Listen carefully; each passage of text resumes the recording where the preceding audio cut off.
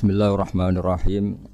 Subhanaka la ilma lana illa ma 'allamtana innaka antal alimul hakim. Allahumma shalli wa sallim ala sayyidina Muhammad wa ala alihi wa sahbihi ajmain. Amma ba'du. Yang sangat saya hormati Dekan Fakultas Kedokteran UGM, juga tri dari Profesor Zaini, Profesor Ova Amelia, yang terhormat Dr. Naini, Dr. Profesor Dr. Madharina Zulia, dan semua yang hadir, termasuk teman kami Dr. Zulfikar, semua teman-teman kru, semua yang dari UGM, semua pendengar yang sangat saya hormati. Saya tidak akan cerita tentang perspektif kesehatan karena ini wilayah yang nangani kesehatan. Mereka lebih spesifik, lebih tahu. Tapi saya akan cerita tentang sejarah kurban. Saya masih ingat pesanan Pak Zaini, berkali-kali beliau bilang saya, agama yang masuk negara enggak konflik itu diantaranya paling spesial itu Indonesia, karena para wali ini mendampingi kultur daerahnya tapi tidak benturan. Misalnya kalau orang Jawa dulu pakai sesajen di sawah-sawah, katanya dimakan penunggunya. Ya penunggunya sawah itu kalau dulu ya pikirannya itu makhluk gaib. Di era modern ya penunggunya itu ya kambing, ayam itu. Jadi ya memang yang makan itu akhirnya, tapi dulu itu aneh diistilahkan dimakan penunggunya. Kalimat penunggu itu apa ya gak jelas, apa dengan tanda petik apa penunggu betul gak jelas. Wali-wali datang tidak mengkafirkan itu, tapi terus dirubah jadi sedekah ke tetangga-tetangga. Jadi kultur itu enggak dilawan tapi cukup diubah, jadi makan demit menjadi sedekah ke tetangga.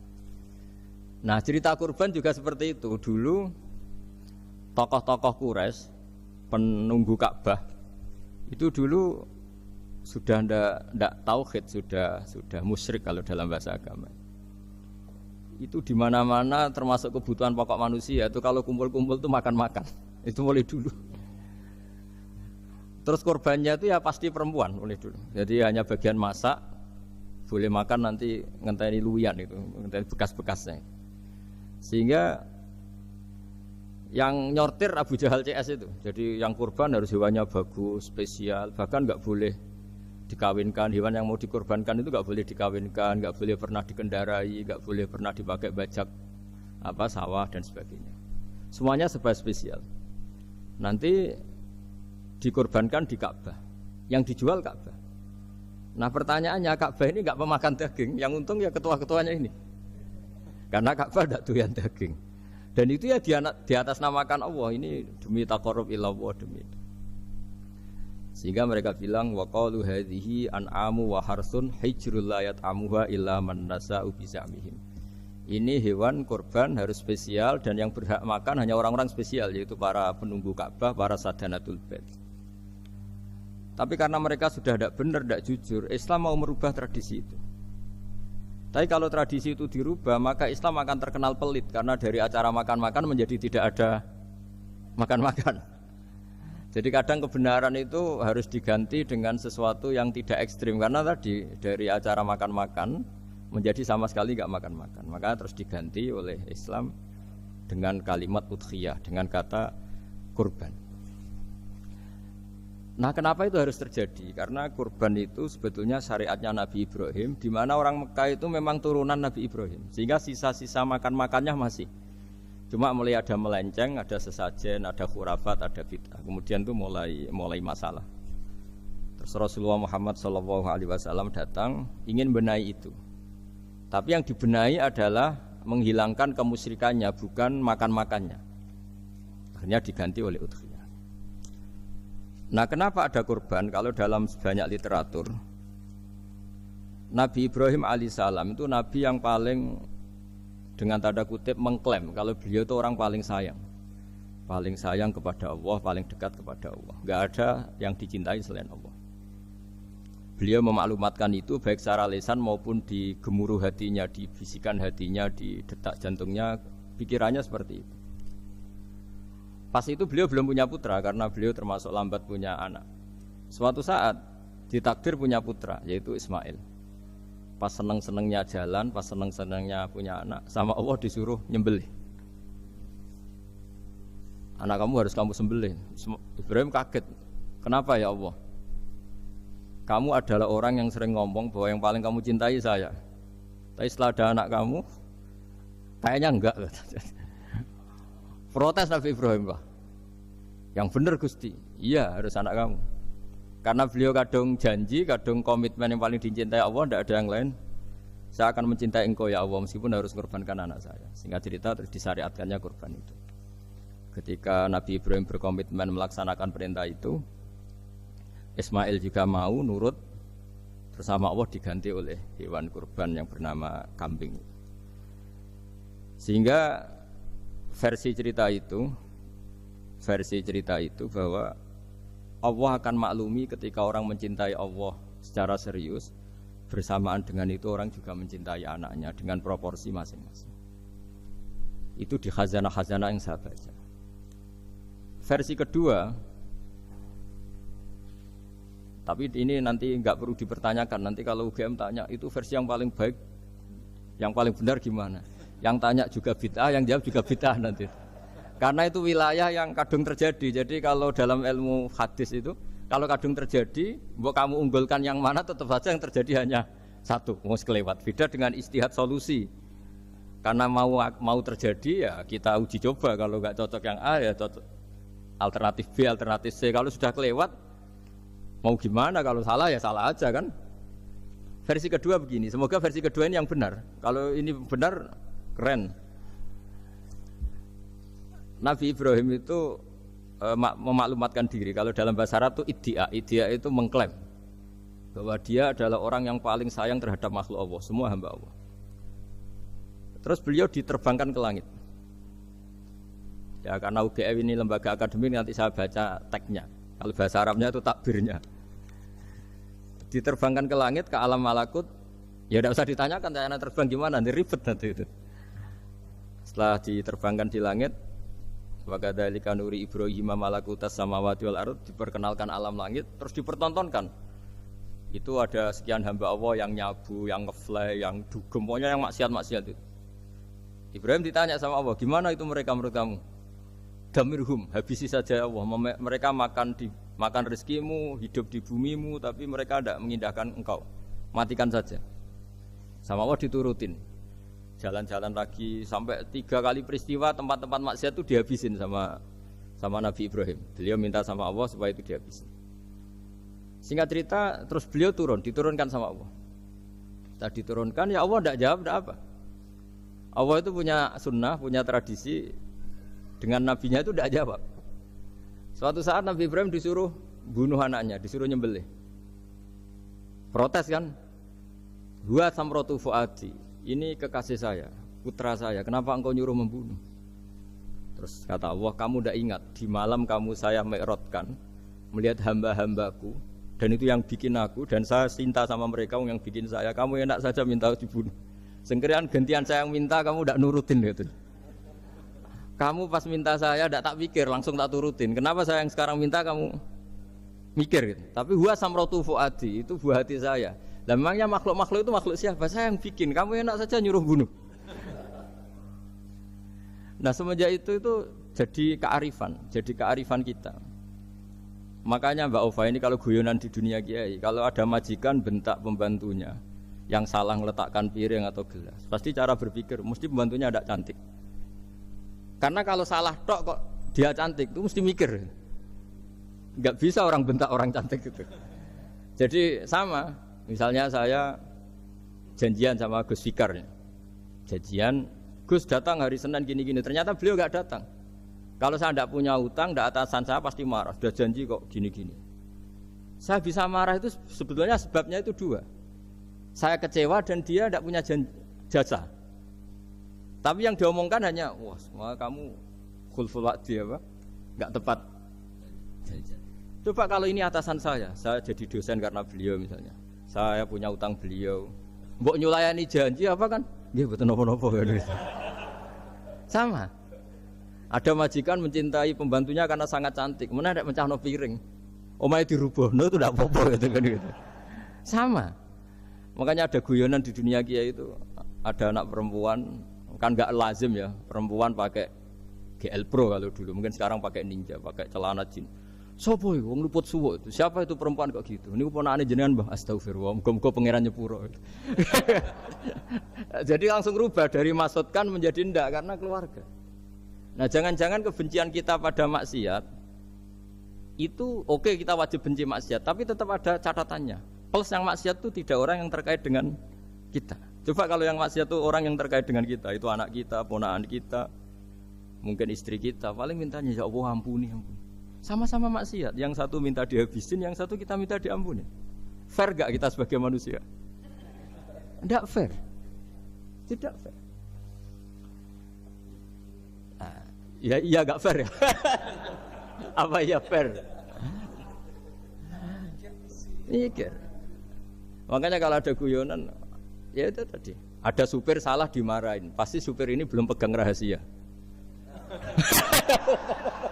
Tapi kalau sudah pegang kartu, si majikannya punya apalah gitu, simpanan gitu. Wah ini pegang, berani marah gak? Tidak ada. Ini dokter kelik juga teman saya. Gitu. Itu pengalaman sekali. Jadi itu guyonan kiai. Makanya jadi manusia itu gak pernah adil sebenarnya. Makanya Allah pernah mensifati manusia itu wa kanal insanu zaluman jahula. Manusia itu sangat zalim dan sangat bodoh. Kalau misalnya jenengan tanya, orang soleh pun itu gimana? Orang soleh asal manusia tidak nabi, itu ya mesti ada zalimnya. Makanya kalau dalam kitab hikam diterangkan, kitab hikam itu kitab yang olah manusia. Itu menyebut begini, manusia itu siapa? Dijawab, manusia itu mangkanat mahasinuhu masawiyah. Orang yang ketika baik saja salah, apalagi ketika salah. Kita misalnya punya toko laris itu. Doanya mustajab, laris, pembelinya banyak, kualitasnya bagus. Pasti ada toko sekeliling yang megap-megap karena orang sekarang ke kamu kan itu. Sama di kampus ya gitu, kalau ada kampus besar yang lain pasti ke masjid terhalangi karirnya. Di semua. Sehingga orang supaya terus merasa salah, Rabbana dzalamna anfusana, meskipun kita sedang benar pun, saya termasuk kiai yang kalau ngelepas haji, mungkin yang haji itu mangkel. Karena saya tidak pernah muji-muji haji, meskipun saya melepas orang haji. Umumnya kiai kalau ada orang haji kan dilepas haji mabrur, tidak ada lain balasan kecuali surga. Saya itu karena pernah kecil, pernah dengerin masyarakat. Itu ngenes ketika si kiai pidato tadi ternyata ngenes. Ngenesnya seakan-akan surga itu hanya milik yang haji. Anak koyok kula sepundi Gus wong kula ora kelar kaji. Semenjak itu setelah saya jadi kiai ya dendam juga. Akhirnya setelah saya jadi kiai kalau ngaji orang yang haji mabrur balasannya surga, orang yang fakir sabar juga surga, orang yang sering dimarahin istri juga surga. Kata pokoknya surga terus. Sampai yang mau haji itu Gus gimana kok bahas kita kok sama dengan mereka? Ya karena saya ada ulama pesanan kata saya. Jadi artinya gini. Ketika Anda muji ibadah haji, jangan kira yang ngenes tidak banyak, yang ngeluh juga banyak, karena mereka ada takdir gak mampu haji. Itu hebatnya Islam. Islam juga datang dengan solusi-solusi, misalnya Jumatan itu hajinya orang miskin, orang yang ingat Allah mulai subuh sampai matahari terbit juga sama dengan umroh. Jadi karena tidak semua orang itu mampu haji. Jadi itu Islam. Jadi nanti tak bacakan, jadi versi kedua itu Nabi Ibrahim diperingatkan Allah bahwa tidak seperti itu cara mengelola hambaku. Nah, Islam ini kata Allah anit tabi' millata Ibrahim hanifa. Referensinya Islam, mentornya Islam itu Nabi Ibrahim. Sehingga kita alhamdulillah punya sejarah wali songo. Saya punya orang tua Kiai Nur Salim itu sayang sekali sama umat, Mbah Mun juga gitu. Saya sama Profesor Zaini itu sudah mulai tahun 2000 terus tiap hari ketemu juga nggak pernah kecewa. Beliau itu pernah disalahpahami, mungkin Bu Ova belum dengar ini. Pernah disalahpahami karena beliau itu tangan kanannya kan agak kuat.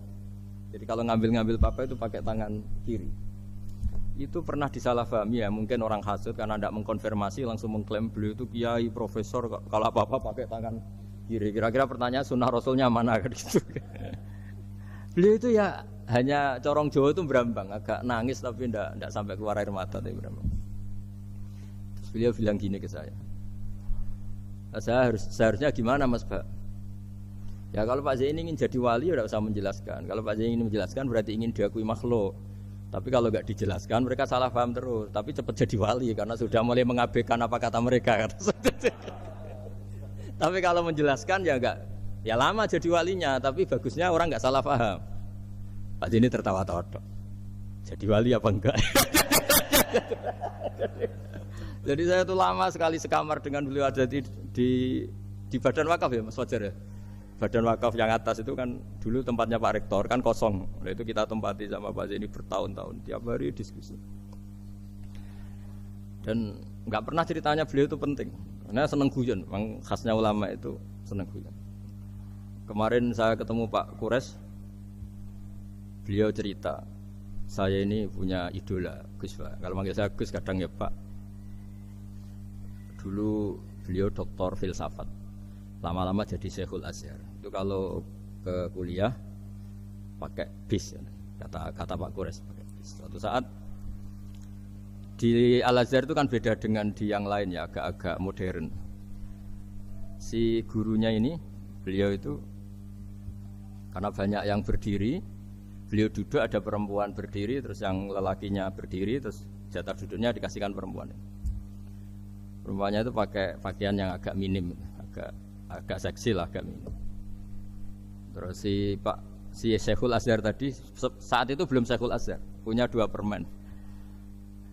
Ini ceritanya Pak Kures punya 2 permen terus. Yang satu sudah dibuka, yang satu masih bungkusan masih ditawarkan. Silakan Mbak kamu milih yang mana? Milih yang masih itu. Padahal bukanya itu supaya lebih gampang. Ternyata milih yang masih bungkusan. Kenapa Mbak? Ya ini lebih steril karena pakai bungkus kan. Oh iya. Itu pelajaran itu. Terus Pak Kures nantang saya. Gus Pak punya enggak cerita tandingan? Wah kalau saya kebalikannya Pak. Di kereta itu ada Cina, enggak khitan ya. Ketemu sama kiai kampung. Kenapa khitan? Enggak khitan juga sama gini-gini gitu. Terus dikasih pisang. Terus dimakan, dikupas dulu. Kok udah langsung aja. Terus kata Pak Kures, nah ternyata sama Pak Zaini sama Pak Kures itu dibalik ke profesorannya. Ceritanya itu ya guyon terus. Karena memang agama ini itu kalau masalah kebenaran itu serius. Tapi dibalik kebenaran ini yang perlu dicatat oleh semua yang mencintai agama ini, bahwa Allah itu tidak butuh taat kita.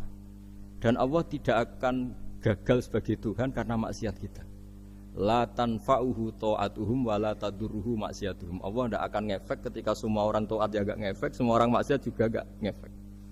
Karena Allah ini zat yang punya eksistensi sejati, sehingga hubungan kita dengan Allah itu tidak ngefek ke Allah, tapi ke kita sendiri. Sehingga mereka lebih rileks karena nggak merasa harus mati-matian bela Allah. Allah tetap Al-Qayyum, zat yang bisa berdiri sendiri. Sehingga di kitab-kitab itu ada bab namanya Mizahun Nabi, guyonan-guyonan Nabi. Itu ada babnya sampai di kitab Ihya, di kitab banyak lah kita. Masyhur itu suatu saat ada orang sepuh sowan ke Nabi karena sudah sepuh. Beliau pamit lah, kira-kira jam segini pamit, ya Rasulullah saya mau pulang karena nanti kemalaman. Karena beliau jalan kaki yang orang sepuh. Kata Nabi, dah tenang saja di sini, nanti pulang kamu udah jalan kaki. La ahmilan naki alab ninakoh, nanti kamu tak naikkan anaknya unta. Pikirannya orang sepuh tadi namanya anak unta itu ya kecil. Wa ma fa'altu bibninakoh, apa yang bisa saya lakukan dengan anak unta? Sudah tenang saja. Setelah beliau ngaji lama, ya dikasih unta tua itu. Silakan kamu bawa unta saya ini. Ini kan unta tua, ada anak unta. Ya meskipun tua ya anaknya unta kata Nabi. Ya tapi cerita saja. Meskipun tua juga anaknya unta. Jadi agama itu rileks. Nabi Ibrahim kembali lagi ya karena syariat Ibrahim. Nabi Ibrahim itu pernah minta supaya nyawanya itu diperpanjang karena beliau umumnya orang itu kan ingin nyawa panjang, ingin umurnya panjang. Beliau yakin penting nyawa panjang, umur panjang. Allah tidak jawab gak apa. Suatu saat ada tamu, orangnya itu sepuh sekali. Nabi Ibrahim karena orang yang sangat menghormati tamu dikasih kurma, apa itu? Anggur. Itu setiap dimakan dikunyah, meler lagi keluar.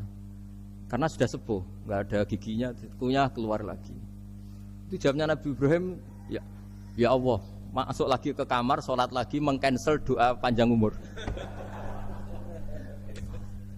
Katanya Ibrahim, oh jenengan jawab toh gitu.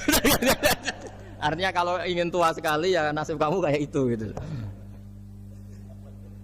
Jadi karena beliau tahu itu jawaban terus masuk kamar, oh jawab toh Gusti jenengan, terus membatalkan doanya. Itu Nabi Ibrahim. Kalau orang sekarang enggak, ndonga ngarani, ya tua ya tetap sehat, tetap wah itu. Itu lebih ribet itu. Iya, jadi karena doa itu kalau nggak diperjelas itu ya repot. Ini cerita supaya kita berislam itu ceria. Saya Mbah Mun itu meskipun kiai top senengannya nggih guyon bapak saya. Tapi guyon itu ada yang wajib. Saya dulu itu janggal. Ini cerita ya mungkin kalau di kampus-kampus umum agak asing, tapi ini cerita. Nuduh zina itu dosanya besar sekali. Saya ulang lagi, nuduh orang lain zina itu dosanya besar sekali. Disebut bab qadzaf. Saya pernah menjumpai 3 kiai besar Bu Ova, 3 kiai besar. Kiai top semua. Di majelis itu ada gosip bahwa si A itu punya selingkuhan sama Sri itu misalnya atau dengan siapa lah, dengan perempuan. Itu kalau di Arab itu senengannya pakai Salma. Laila Majnun Salma, kalau di Jawa itu kasihan korbannya itu. Ya, tapi itu contoh saja. Itu si Kiai 3 tadi gak ngefek, malah tanya gini, loh apa perempuannya cantik? Wah cantik sekali Mbah. Cantiknya sampai kayak apa? Malah bicara cantiknya perempuan. Saya itu ya pertama iskal. Ini Kiai kok bakas orang apa? Cantik. Orang ayu ya. Setelah majelis itu bubar, yang penggosip tadi ya yang gosip ini gak Kiai, yang pembisiknya ada Kiai, yang gosip ini gak Kiai. Cuma Kiai 3 ini posisi mendengar.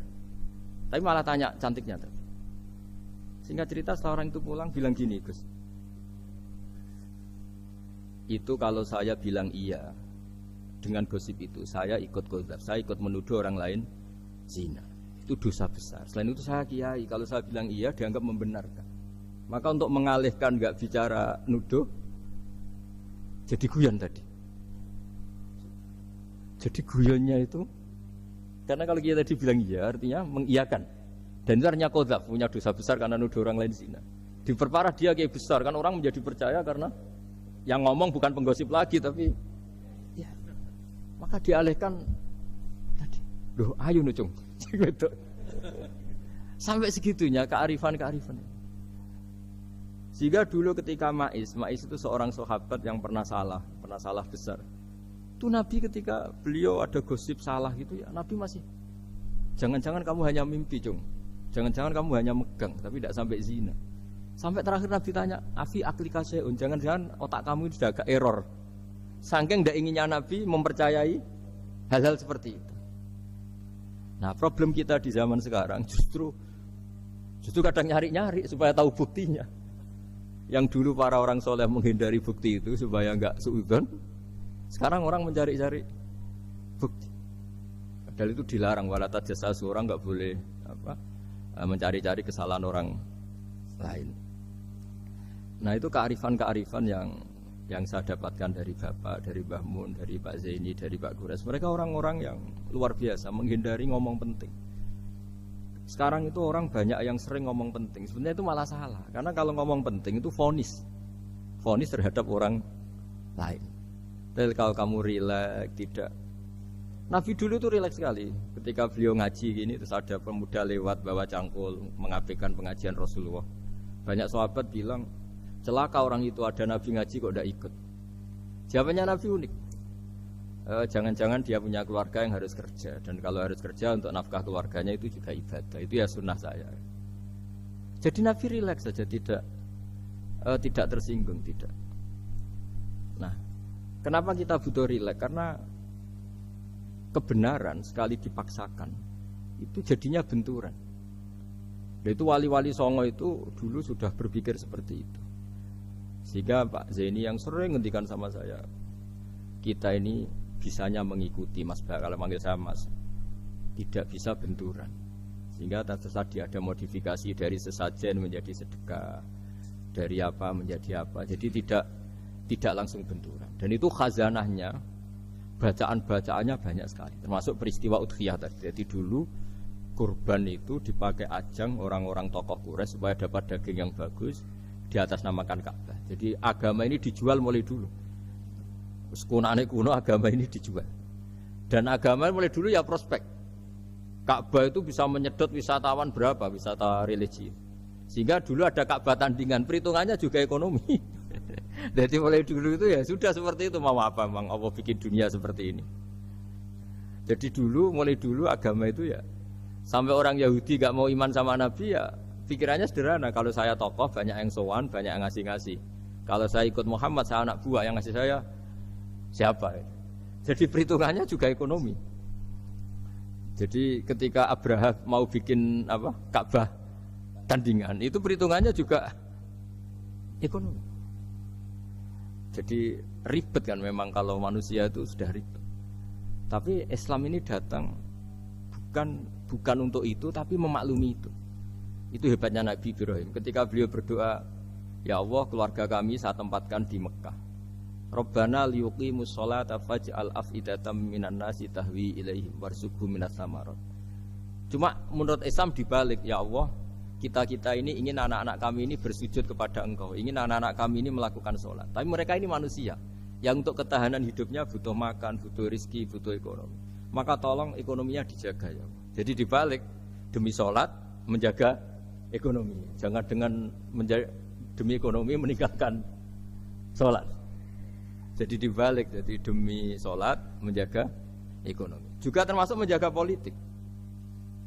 Andaikan tidak ada orang Islam yang cakap politik, terutama yang soleh-soleh, kemudian negara bikin aturan ala mereka, sholat dianggap larangan, pengajian dengan larangan, juga repot. Makanya mulai dulu kiai-kiai itu ya politik, karena nggak ingin negara ini diatur oleh orang yang anti sholat, anti agama. Karena kalau negara terserah yang sedang jabat, kemudian yang jabat tidak soleh, bisa nganggap maksiat-maksiat tidak ilegal, yang pengajian justru ilegal. Nah, di sini kenapa banyak orang-orang soleh dulu ya rata-rata ya berpolitik mulai sebelum kemerdekaan sampai setelah kemerdekaan. Jadi itu ada filosofinya. Nah, bahwa ada oknum-oknum yang tidak seperti itu ya monggo, itu oknum. Tapi sebetulnya awal-awalnya kenapa banyak orang soleh yang politik, karena nggak ingin negara ini dipimpin oleh orang-orang yang anti agama, anti kebaikan. Sehingga berkahnya apa? Berkahnya negara ini berkonstitusi secara Islami. Meskipun tidak negara Islam, tapi tadi hak asasi manusia terjaga, hak belajar, hak beragama, hak ibadah. Coba bayangkan kalau kita jadi korut, Korea Utara kan pusing. Jadi, nah itu uniknya, lagi-lagi ini cerita uniknya. Itu mulai dulu itu tidak ada benturan. Ketika ada Masumi, ada Partai NU, ada macam-macam. Muhammadiyah datang di Jogja itu Mbah Ahmad Dahlan itu teman dekatnya Mbah Hasyim. Saya tahu banyak tentang, namanya dulu Darwis. Itu dulu ngajinya sama pernah buyut-buyut Qiyami di sini. Dulu ngaji Mbah Soleh Darat, Mbah Ahmad Dahlan sama siapa itu Mbah Hasyim. Ketika di Mekah yang Mbah Ahmad Dahlan ngaji Syekh Khotib Minangkabau itu ya sama Mbah Hasyim. Nah kebetulan Mbah Ahmad Dahlan hidup di Jogja yang zaman itu sudah khurafatnya kayak apa, karena ada sistem agama yang sangat, menurut beliau sangat jauh dari Islam yang murni. Terus beliau revolusinya seperti itu. Yang Mbah Hasyim nempat di Jombang. Nah itu kan murni ilmu sosial, murni muqtadul hal. Terus beliau punya metode yang berbeda, tapi nggak masalah, mulai dulu nggak masalah. Kemudian jadi kalau yang kadang-kadang memasalahkan tuh ya memang yang nggak tahu masalah. Sebenarnya dulu itu ya biasa aja, karena ya itu urusan metode, urusan. Saya teruskan masalah udhiyah. Jadi yang diceritakan Nabi Ibrahim tadi, bahwa benci seseorang kita atas namakan maksiat itu tidak segampang itu. Karena jangan-jangan kebetulan yang maksiat itu keluarga kita. Apakah kita punya kebencian yang sama saat yang maksiat itu keluarga kita, atasan kita, teman kita? Ya kayak tadi. Kalau saya corong jo dibelenjani janji, ada orang janji sama saya nggak tepat waktu, saya bisa marah, itu pasti sebabnya jelas. Itu bawaan saya nggak berjasa sama saya. Kalau kata dokter Kelik nggak cantik ya. Tapi kalau itu orang yang misalnya rektornya bilang, maaf ya saya tidak bisa datang hari ini, tidak apa-apa. Pasti manut itu. Atau yang nyulayan janji kiai itu, cuma ngurus itu teko itu. Ini betul apa-apa. Gayane aja kita marah karena fulful wa'di ingkar ingkar janji. Sama. Intinya Nabi Ibrahim itu coba kalau yang maksiat itu anak kamu berharap saya ngasih tobat kan? Bukan langsung tak habisin kan? Intinya Allah ingin bilang ke Nabi Ibrahim, andai kan yang maksiat itu anak kamu, ingin saya menghabisi apa tak kasih tobat? Ya kasih tobat ya. Ya seperti itu saya yang bikin.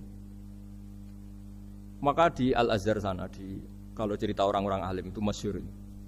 Ada tempat maksiat mau dihabisin sama orang-orang yang sangat keras. Ketemu Syekh Mutawalli Sa'rawi, ditanya, andai kan mereka mati saat maksiat, itu mereka ke surga apa ke neraka? Ya ke neraka. Terus ditanya sama Syekh Mutawalli,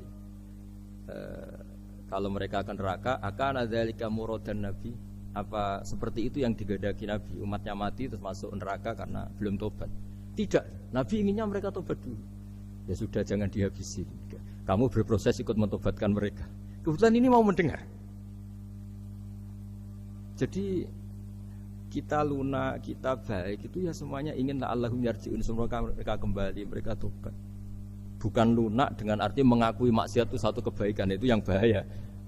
Kalau lunak sampai mengakui itu maksiat itu kebaikan, itu bahaya sekali. Tapi kita lunak karena kita ingin berproses untuk bertobat. Karena tadi kalau kita punya nurani itu mesti, andai kan yang maksiat itu anak kita atau teman dekat kita atau orang yang berjasa sama kita, apa kita bisa tegas?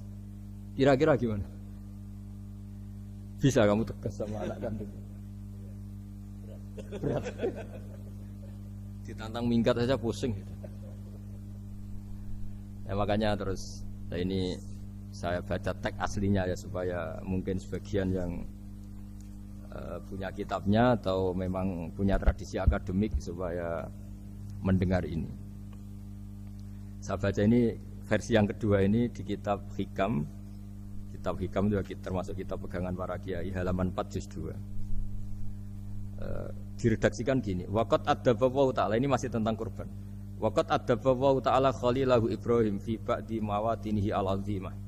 Jadi Allah kalau dalam bahasa Arab memberi teguran itu namanya takdib. Makanya kalau orang nakal itu, kalau orang Jawa bilang kurang ajar. Sebenarnya ajar itu kan tahun ajaran baru. Ajar itu kan barang baik.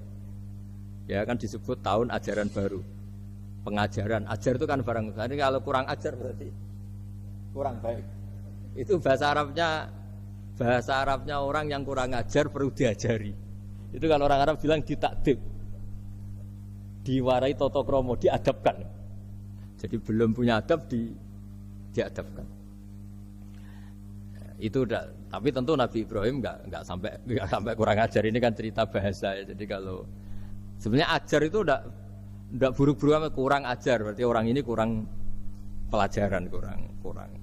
Tapi di Jawa itu agak salah kaprah. Kalau kurang ajar itu ekstrim. Misalnya duduk di meja itu disebut kurang ajar. Sebenarnya ada se-ekstrim itu. Saya teruskan ya. Terus wa 'allamahu kaifa yatakhallaqu bihadzal khuluqil karim inda tilaihi alal asrar. Terus disebutkan anak Ibrahim annahu arhamul khalqi qol farafa'ahu wa ta'ala hatta asyrafa ala ahlil ardi. Nabi Ibrahim diterbangkan ke langit sehingga melihat di bumi yang maksiat-maksiat itu. Faqala ya rabbi damirhum, habisi saja. Terus faqala wa ana arhamu bi ibadi minka ya Ibrahim ihbit fala allahum yatubun wa yarjiun. Jadi setelah permintaannya semua dikabulkan, dihabisin sama Allah. Terakhir, cobalah kamu sekali-kali dakwah ke mereka. Kamu belum pernah dakwah, kok tahu-tahu minta mereka dihabisin. Coba kamu dakwah, jangan-jangan mereka mau kembali. Nah terus sebagian cerita itu terus diteruskan. Ketika suatu saat Ibrahim akhirnya diminta menyembelih putranya, inni arafil manami anni atfahu kafangdur madza tara falamma tashammara lidzalik wa akhadha sikin biyadi qala Allahumma hadza waladi wa thamratu fuadi wa habbun nasi ilayya. Ya Allah, ini buah hatiku, ini orang paling saya cintai, kenapa engkau menyuruh ini supaya saya bunuh?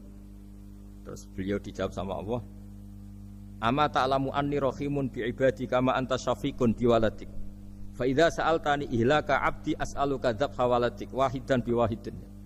Jadi kalau dulu kamu minta supaya hamba saya tak habisin karena maksiat, sekarang saya juga minta kamu menghabisi anak kamu. Tapi ini kan anak saya, sama itu hamba saya yang bikin juga saya. Nah semenjak itu Ibrahim dianggap sebagai bapak kasih sayang. Karena semenjak itu terus beliau orang yang paling sayang.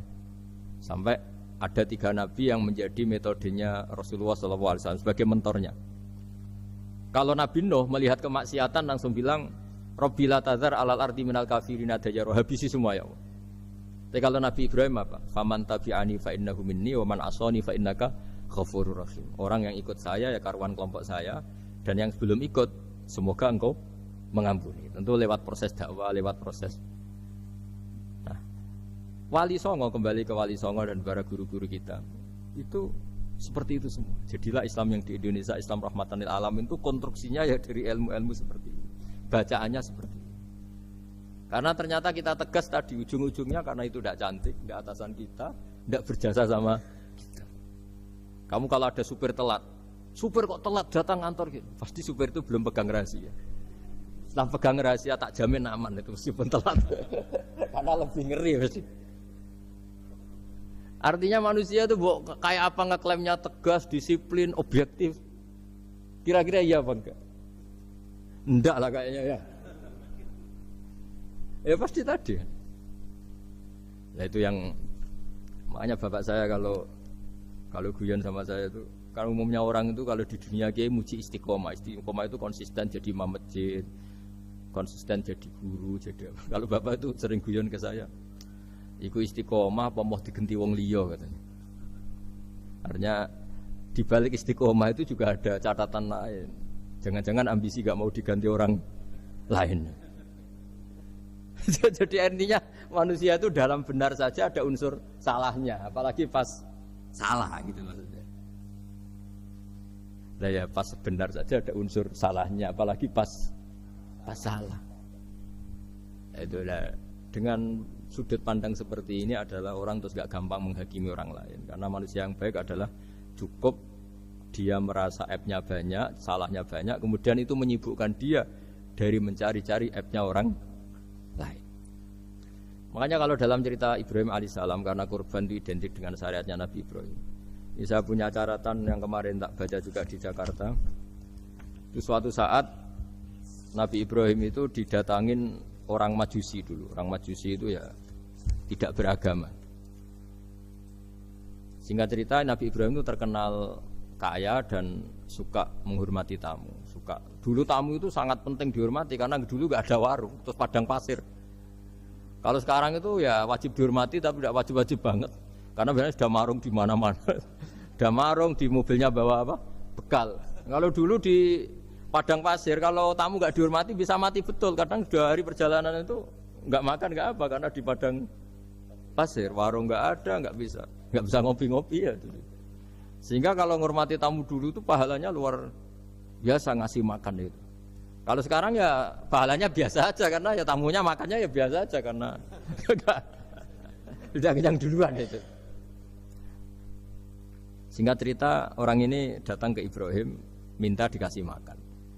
Nabi Ibrahim mengatakan kamu syaratnya harus Islam dulu, kalau enggak katanya makan. Karena Ibrahim itu seorang nabi dan beliau komitmennya seperti itu, si tamu tadi putus asa. Akhirnya walla itu ya sudah meninggalkan Ibrahim. Setelah beberapa jangkah Allah bilang ke Nabi Ibrahim, orang itu umurnya berapa tadi bilang ke kamu? 50 tahun. Pernah enggak orang itu kelaparan? Kata Allah, enggak, baru ini kelaparan. Terus kata Allah, mundu khamsina sanatan nut'imuhu ala kufri. Falau nawal tahu lukmatan min ghairi antu talibahu bitahiri dinik lakana ahsan. Orang itu umurnya 50 tahun. Itu ya tak kasih makan padahal dia Majusi. Kamu baru diminta sehari saja minta syaratnya Islam.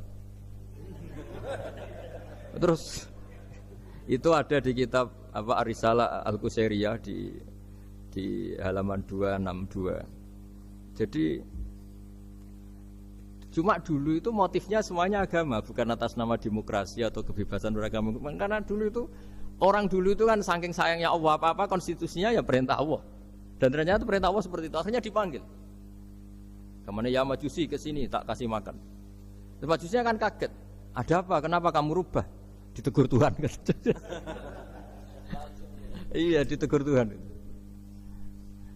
Jadi dan alhamdulillah saking simpatiknya orang Majusi tadi akhirnya masuk Islam. Sama itu kan mirip orang Yahudi, Yahudiyah atau Yahudi itu yang tanahnya itu diambil ya sama Amr bin As untuk perluasan masjid di apa? Mesir. Ya, ketika lapor ke Sayyidina Umar, ngiranya itu kan dibenarkan perluasan masjid, ternyata Umar belain yang Yahudi. Iya, yang punya tanah harus dikembalikan tuh haknya. Jadi Islam itu menghormati hak kepemilikan meskipun itu milik non muslim. Jadi kata Allah, mut khamsina sanatan nut'imuhu ala kufri. Kalau nawal tahu lukmatan min ghairi antu talibahu bitahiri dini.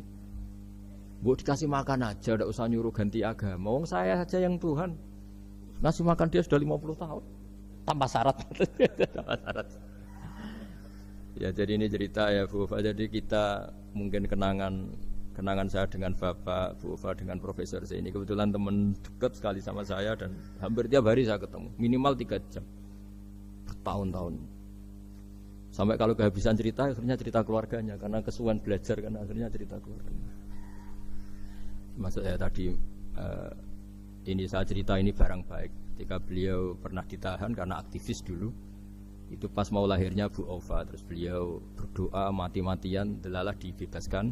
Beliau sempat nunggui kelahirannya Bu Aufa ini terus dinamai Aufa Amalia. Itu kalau dalam bahasa Arab itu Aufa itu Allah memenuhi apa yang saya angen-angen. Jadi itu ceritanya itu gitu. Jadi nama itu spontan aja ketika iya, jadi beliau itu aktivis dulu. Bukan di penjara karena korupsi atau kriminal, bukan karena aktivis. Karena kalau model sekarang Bu Ufa, kalau nggak dijelaskan detail ditahan karena aktivis, nanti dikira ditahan karena yang lain. Ribet kan? Jadi ditahan karena beliau itu dulu aktivis, bukan karena. Ya saya kira demikian. Monggo kalau ada sesi tanya jawab, kalau tapi yang ringan-ringan saja nanti jadi serius. berapa pertanyaan?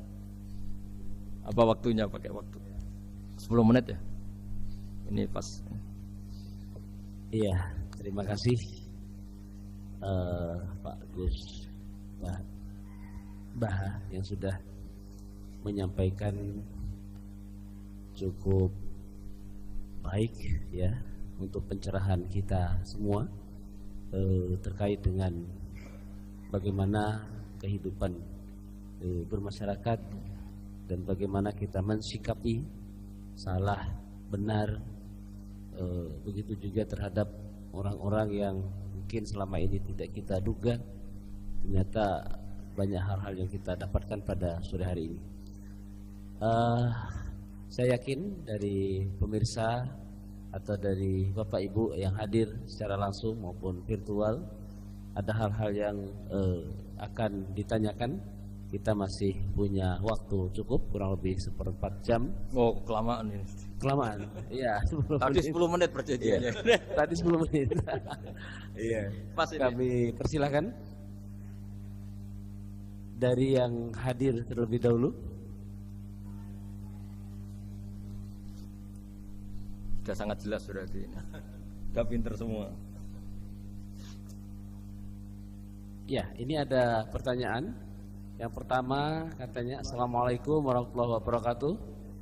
Pak Gus Baha, dalam ingin bertanya dan ingin tahu bagaimana supaya kita bisa selalu berpikir nubuwah di setiap peristiwa yang menimpa kita di kehidupan sehari. Semoga. Gimana? Ulang lagi.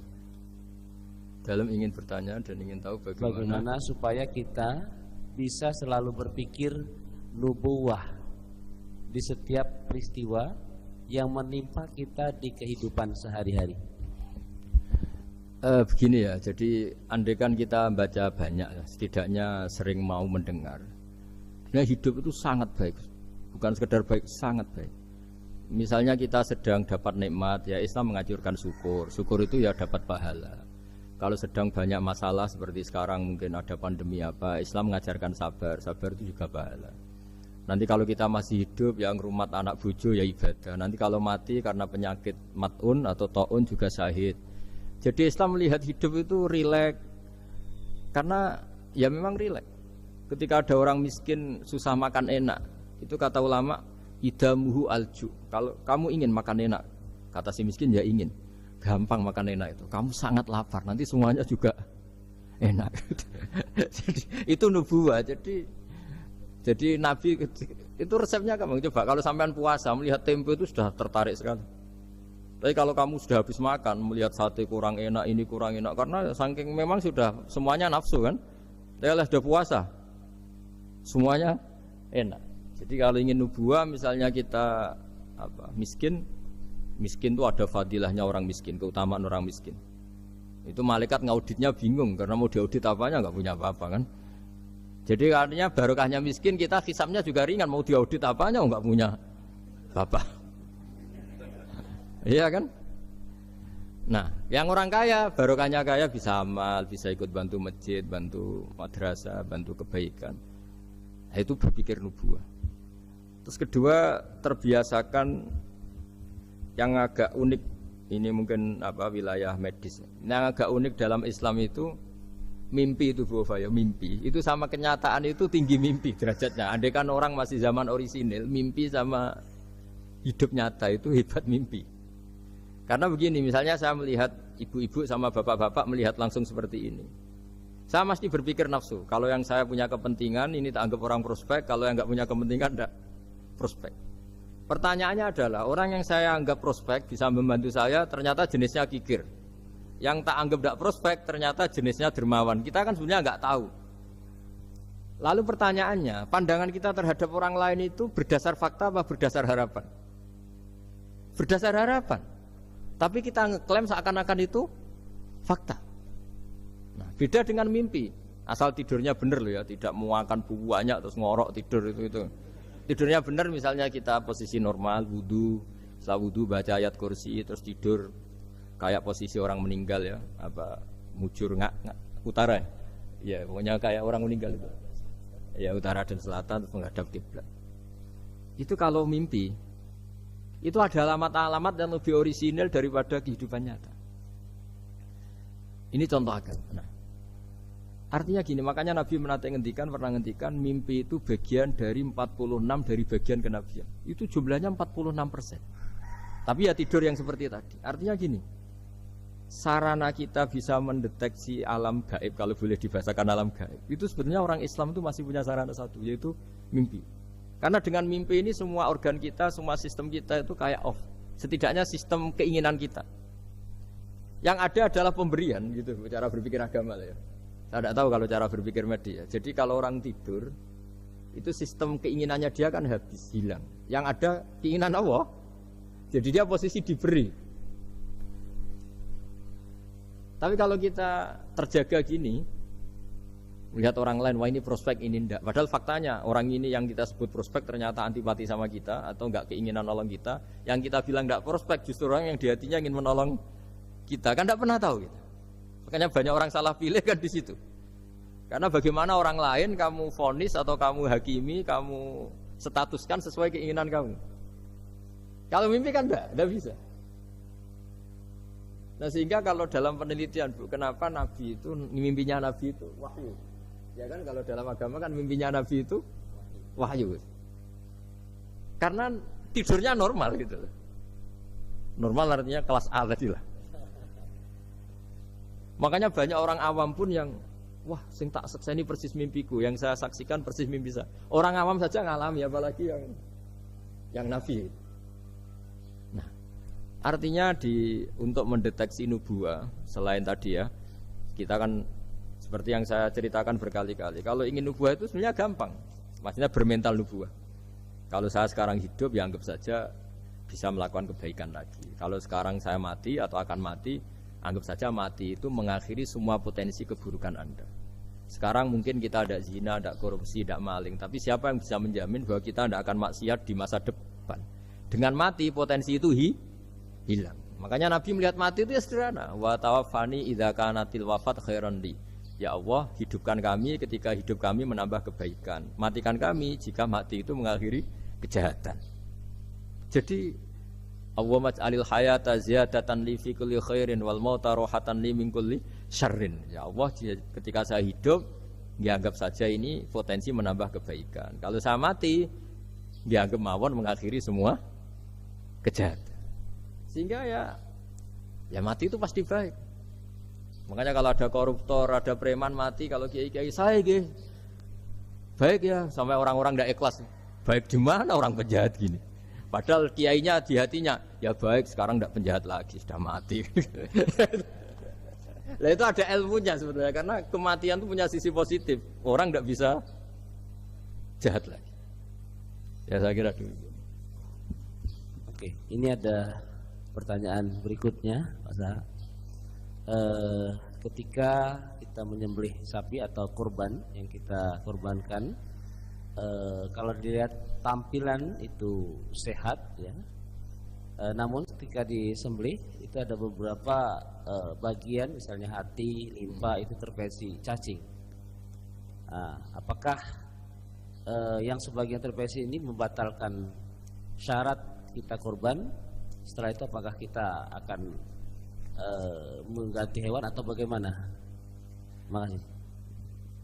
Kalau Islam ya, Islam kan istilahnya masyhur itu ya dalam pegangan ilmu usul fikih. Nahnu nahkumu bidzahir, kita ini hanya berpegangan yang kita lihat. Jadi kalau secara medis, secara apa sudah diperiksa oleh dokter-dokter hewan dinyatakan sehat, ya itu sah. Bahwa faktanya nanti ada limpa atau hati yang terinfeksi, ya itu nggak usah dimakan tentu, tapi korbannya tetap sah. Nah beda dengan misalnya suatu saat mungkin ya ada satu kemampuan observasi medis yang komprehensif sampai hewan yang lahirnya sehat bisa dideteksi ini ya mungkin kalau milih itu karena harga murah ya menjadi dasar kan, karena motifnya kikir. Tapi kalau dari awal tidak tahu ya tetap sah itu, tetap sah. Ya, sambil nunggu pertanyaan, ini ada beberapa mungkin titipan pertanyaan. Titipan pesanan pesanan ya. Sudah kayak partai politik. Bahwa ya kalau dulu kan misalnya Nabi Ibrahim itu memang orangnya sudah Islaminya kuat, dengan Allah itu memang sudah percaya dan memang pasrah gitu ya. Ketika ingin menyembelih putranya itu adalah untuk peningkatan keimanan atau ketakwaan. Nah kira-kira dalam aplikasi sekarang kira-kira apa yang kira-kira bisa menyamai seperti itu? Kita misalnya sebagai orang kesehatan, sebagai pendidik, mungkin sebagai karyawan, kira-kira apa yang menyamai keimanan atau ketakwaan seperti itu, Pak? Oh ya, jadi saya punya kitab namanya Khilyatul Auliya. Di situ ada beberapa catatan orisinil ya yang ada di kitab Taurat, Injil yang masih orisinil. Karena perawinya, pencatatnya itu orang yang Coro Jawa menangi lah, yang pernah neliti itu. Itu diantara yang diceritakan di kitab-kitab itu adalah memaklumatkan diri, bikin sarana publik yang mudah dimengerti. Jadi kita pakai contoh yang awam saja ya. Kita tahu kalau itu bidan karena di situ ditulis bidan siapa, Sri Handayani misalnya. Di situ dokter gigi ditulis dokter gigi. Kita tahu itu dokter gigi. Toko juga gitu, ini toko bangunan. Terus kita tidak salah pilih. Masa beli lipstik di toko bangunan? Semua itu barokahnya tulisan itu. Barokahnya maklumat itu.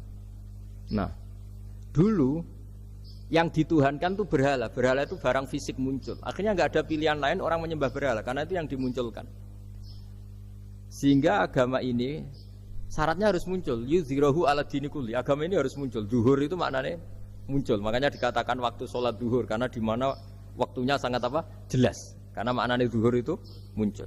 Nah, Nabi Ibrahim itu Nabi yang setiap malam munajat itu doanya gini ya, enggak doa ya kayak bergumam emosi, tapi emosinya Nabi, ya Allah dunia ini tidak fair, engkau zat yang begitu penting, engkau Tuhan yang mengatur alam raya ini, kemudian orang tidak mengenali engkau.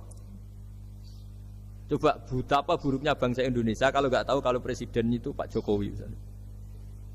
Atau orang UGM nggak tahu rektornya itu Pak Manut misalnya, dekannya Bu Ova di kedokteran, itu kan lucu. Atau anak kamu nggak tahu kalau kamu orang tuanya, itu kan mangkel loh betul itu. Tahu saja enggak. Nah, Ibrahim itu tiap malam gitu. Dunia ini tidak fair. Engkau Tuhan yang begitu penting menciptakan langit bumi, kemudian manusia itu tidak mengenali engkau, bahkan menyembah selain engkau. Wah itu. Nah, supaya Allah diketahui gimana? Terus ada simbol-simbol itu. ada masjid, ada pengajian, ada macam-macam. Nah, ilmu sosial juga gitu. Mungkin ya banyak lah orang yang tanpa kurban pun sedekah daging sama tetangga atau ngasih uang sama temannya untuk nyate gitu. Tapi ini nggak bisa dimaklumatkan. Yang bisa dimaklumatkan adalah pas udhiyah, pas kurban. Jadi intinya gini, kebenaran itu menjadi baik itu kalau dimaklumatkan terus orang lain mudah mengakses. Dan itu termasuk syariat besarnya Nabi Ibrahim. Makanya disebut sya'irullah, sesuatu yang terkenal sekali. Jadi syiar itu pengajian supaya apa? Syiar itu harus terkenal. Nah barokahnya terkenal itu menjadi tahu. Misalnya ini masjid diketahui. Masa kan nyuwun sewu misalnya ini klub saja ada namanya, masjid nggak ada misalnya menaranya. Orang mau ke maksiat gampang mencari, mau ke masjid enggak. Makanya Mbah Mun guru saya itu termasuk unik, berfatwa masjid itu wajib ada menaranya. Dulu saya iskal wajibnya di mana. Tapi setelah saya pikir-pikir memang menara itu penting karena tadi mau tempat maksiat aja gampang, masa ke masjid susah. Terus tulisan kamar mandi juga penting karena dengan itu tamu nggak mikir kan. Ya kalau nggak ada tulisannya yang cowok ke wanita, yang wanita ke cowok kan jadi ribet. Nah, di antara syariat Nabi Ibrahim yang mendekatkan ke Allah apa? Memaklumatkan. Ya, memaklumatkan bahwa Allah adalah Tuhan dengan berbagai cara. Mulai pelatihan, mulai macam-macam. Ya sama lah orang Indonesia kok nggak tahu kalau ideologinya Pancasila itu kan mangkel betul itu. Saking nggak disosialisasi misalnya atau nggak dimaklumatkan. Jadi awalu hadzal-din itu at-tahaddi atau wal i'lam. Pertama Nabi jadi Nabi dari Gua Hira, itu ya langsung naik ke Gunung Sofa, memaklumatkan diri kalau beliau Nabi yang mengajarkan tauhid. Jadi makanya saya ini ya umumnya orang kiai lah, saya Pak Zeni semuanya itu sebenarnya inginnya juga orangnya. Karena apa? Karena tidak tahu kan. Makanya pertama kali ibadah sama Allah itu apa? Ma'rifatullah. Coba pertama ibadah itu apa? Ma'rifatullah kan, mengenali bahwa Allah itu Tuhan. Jadi itu yang paling penting.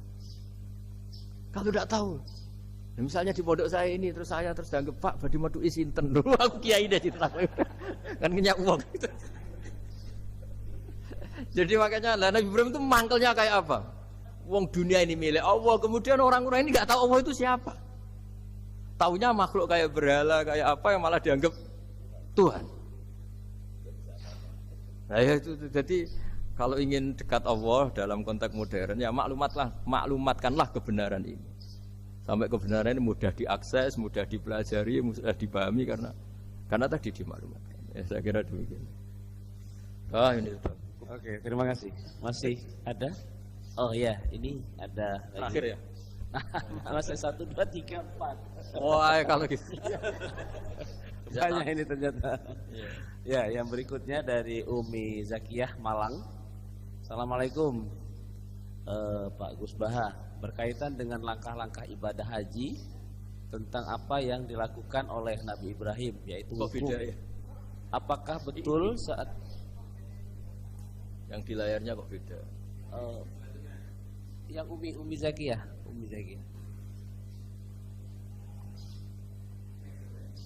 Next.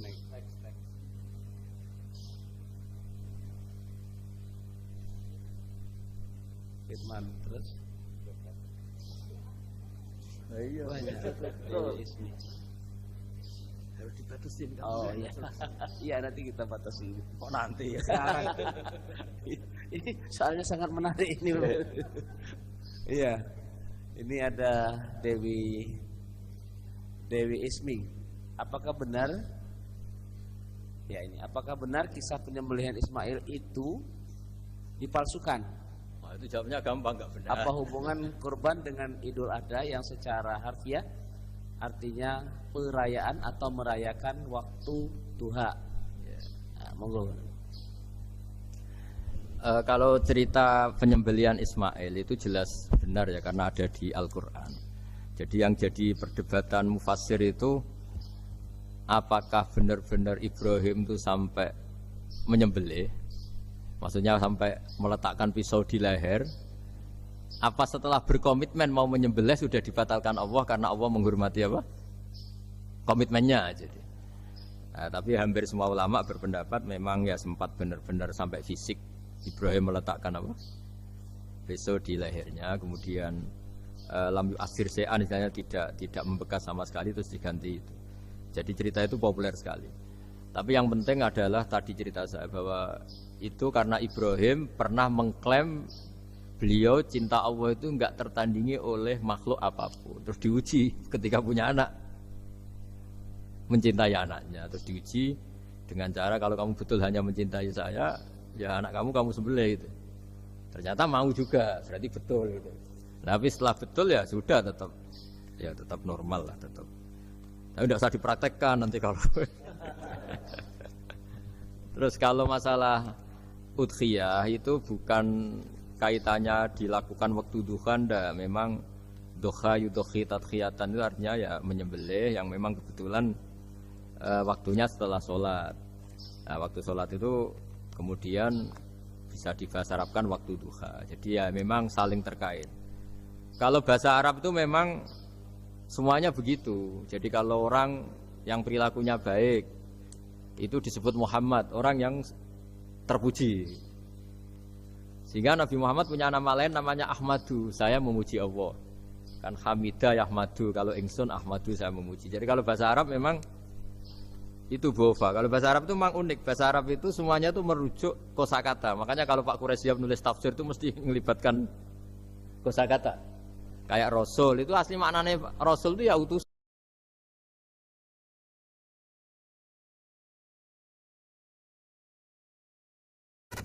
Dapat istrinya orang. Kalau bareng yang korban kan harus sama suaminya orang kan. Ya saya bilang gitu. Ya Allah itu tidak kayak yang kamu pikirkan gitu. Kalau dia ikhlas ya nanti kan tetap ke surga itu ya gampang saja lah, tidak harus seperti itu. Jadi dia bayangkan. Yang jelas memang kaedahnya gitu ya. Kalau satu sapi cukup untuk 7 orang. 7 orang itu bisa keluarga, bisa orang yang kita amali ya. Karena memang Islam mulai dulu itu membolehkan orang amal untuk orang lain. Jadi dulu ada orang, ya Rasulullah, orang tua saya ini sudah sepuh. Beliau sangat ingin haji, tapi kalau haji nggak bisa karena sudah tidak bisa berkendara unta. Kata Nabi, ya sudah kamu saja yang haji sebagai ganti bapak kamu. Sehingga idza mata ibnu adam ingkoto amalu itu termasuk anak yang soleh, sedekah dan apa. Memang mulai dulu Islam itu ada beberapa hal yang amal itu bisa diamali pada orang lain. Awaladin sholihin yatullah, terus adalah beberapa. Nah korban juga gitu. Biasanya anak-anak yang soleh itu perasaannya dulu bapak kami miskin, nggak mampu berkorban, nggak mampu akikah. Biasanya anaknya terus melakukan itu untuk bapaknya. Nah memang jadi perdebatan ulama, apakah kemudian mayit ini dapat pahalanya enggak? Jawabannya gini, kalau mayit itu orang soleh dapat. Kalau nggak soleh, itu kemungkinan dapat kecil. Misalnya gini, ada mayit yang zaman hidup itu antipati ngamal. Kok enak, duitku sing ngilang, wong liya nyate gitu. Dia mentalnya mental kikir yang beranggapan kok kenaan tetangga kami, uang kami yang habis, orang lain yang nyate. Terus dia mentalnya gitu dibawa mati. Kemudian anaknya soleh berkorban untuk bapaknya. Lah yang seperti ini ada potensi gak sampai karena dia tidak pernah punya niat. Itu beda dengan orang yang zaman hidup memang ingin korban, cuma secara ekonomi enggak mampu. Makanya pentingnya innamal a'malu binniyat itu di situ. Amal itu terserah niat. Dalam banyak sarah, ya sarah itu penjelasan yang rinci itu dijelaskan. Kenapa orang mukmin masuk surga selama-lamanya padahal dia jadi mukmin hanya 80 tahun. Misalnya kita hidup di dunia kan rata-rata 80 tahun. Karena dia berkomitmen andikan hidup 1000 tahun juga tetap mukmin, andikan hidup 2000 tahun ya tetap mukmin, tetap sholat. Setiap orang soleh perasaannya gitu. Andikan kita hidup 2000 tahun juga tetap seperti ini kan, ya tetap sholat, tetap. Nah, sehingga karena niat itu dia diganjar surga selamanya. Karena dia bayangkan andikan di dunia selamanya juga akan iman selamanya. Nah, orang kafir juga berkomitmen gitu, yang belum rubah maksudnya. Kalau dia hidup ya akan kafir terus. Ya, makanya dia kafirnya 80 tahun, Misalnya hukumannya juga neraka yang lama sekali karena nah kira-kira itulah. Makanya kalau mayat tidak soleh ini kita yang sebagai ulama berdebat karena tadi itu kan ibarat gini, ada mayat sama sekali nggak pernah sholat, bahkan dulu itu mengkritik orang sholat, terus dia mati, anaknya jadi orang soleh sering tanya saya, Gus sholatnya bapakku tak kodoin ndak? Wong era sholat kodoin yuk kaku hati kan? Beda dengan misalnya kita punya bapak soleh, misalnya terus pas beliau koma ya kayak misalnya ini koma 2 hari kan keluarganya kalau ngodoi kan paling 2 hari pas koma. Lah ini orang nggak sholat mulai kecil sampai tua sampai mati. Anaknya soleh tersiksa, anak saya tak kodoi. Lah bapakmu sholat boten. Wah ya kesel gue. Sudah kesel, orang ini nggak pernah berkeinginan sholat. Kan beda dengan Nyun Sewu ibu saya atau bapaknya Mbak Ova. Memang ibu saya ya tidak sholat itu karena sudah koma atau sudah apa, sudah banyak alat-alat medis yang terpasang. Ini cara ngodoi jumlahnya ya jelas dan sumbut karena memang beliau andikan sehat komitmennya juga sholat. Nah ini yang orang kadang salah kaprah, bisa enggak amal sampai mayit? Sebetulnya di dunia ulama perdebatannya bukan masalah sampai tidaknya, mayitnya ini siapa? Gitu. Kalau mayit ini soleh jelas, dawuh Nabi man sanna sunatan hasanatan falahu ajruha wa ajru man amila biha ila yaumil qiyamah. Orang baik kemudian mengajarkan kebaikan pasti dia dapat investasi kebaikan itu. Dan siapapun yang meniru dia dapat sahamnya. Itu enggak ada perbedaan antara NU, Muhammadiyah, Wahabi semuanya sama. Yang debat itu yang nggak paham, tak jamin itu yang debat itu yang nggak paham. Wong hadisnya jelas sahih apa? Siapa yang mensyariatkan kebaikan, kemudian kebaikan itu ditiru oleh orang setelahnya, maka dia akan dapat kebaikan itu dan kebaikannya orang yang meniru itu. Itu kan hadis sahih, nggak ada perdebatan sama sekali. Ya terus yang terakhir ini terakhir betul itu. Ya sudah. Iya.